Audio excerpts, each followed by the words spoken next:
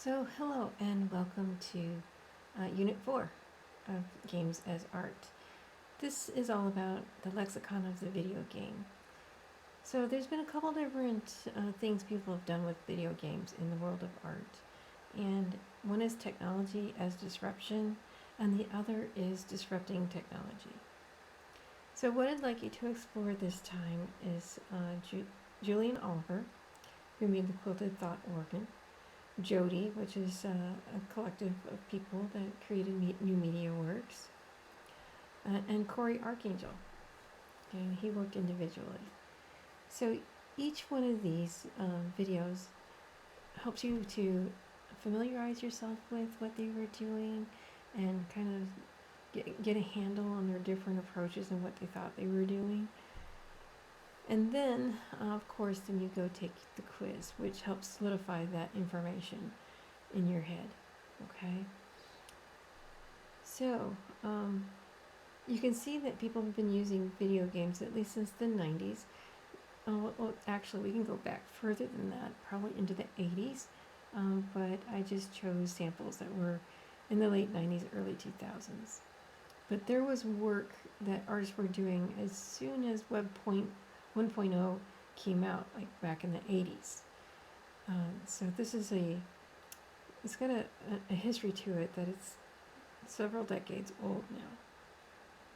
So this is not a new thing. People often think that video games as works of art is a new thing, and it's getting recognized by the gallery system at this point. It's just beginning to. And it's due to the work of some of these people that I'm exposing you to. Okay, but it goes back further than the 90s, much further. Okay, so what we're going to do in class, if you're in the face-to-face version of this course, is I want you to storyboard it and sketch a hack for an existing video game. That's why it's important that you experience these guys first, because they're all hacking video games in different ways. So if you show up to class without having experienced those videos, then you're going to be a little lost. So if you're in the online course, make sure you experience all of this and take the quiz as well before you begin working, so you can kind of understand what I'm asking you to do.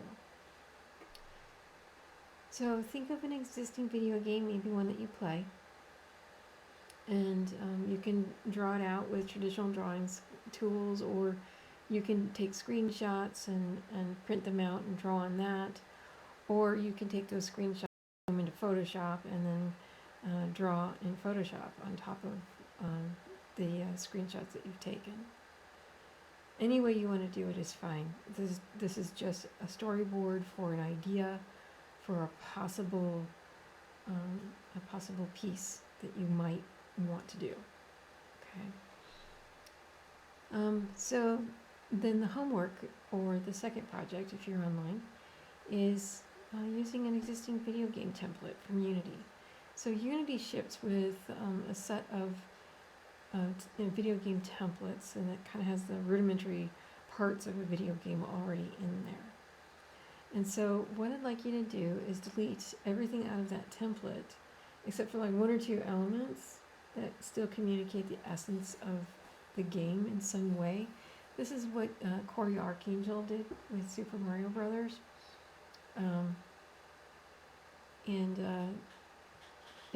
want you to experience what it's like to create something by subtracting. Okay? So this probably won't be the piece you planned in the storyboard, because you don't know what was available when you made your storyboard. But that's okay, because it's, again, I'm trying to get you to think about things in many different ways. And so that's what I'd like you to do. Rauschenberg erased a de Kooning drawing at one point, and this is a video of him talking about that process, what it was like to take another work of art and actually erase it and turn it into yet another work of art.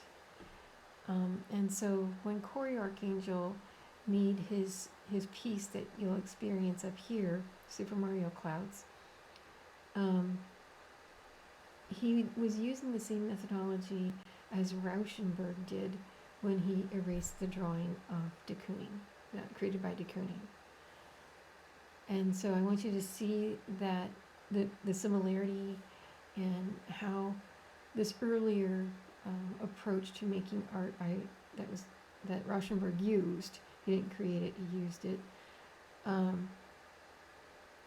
was then used again by Cory Archangel to take a piece and subtract things out of it and create a new piece out of that old piece.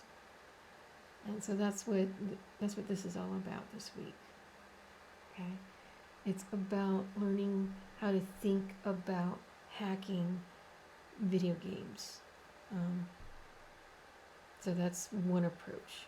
It's not all of the approaches, but it's definitely one very serious approach that you can use to create works of art that are video games.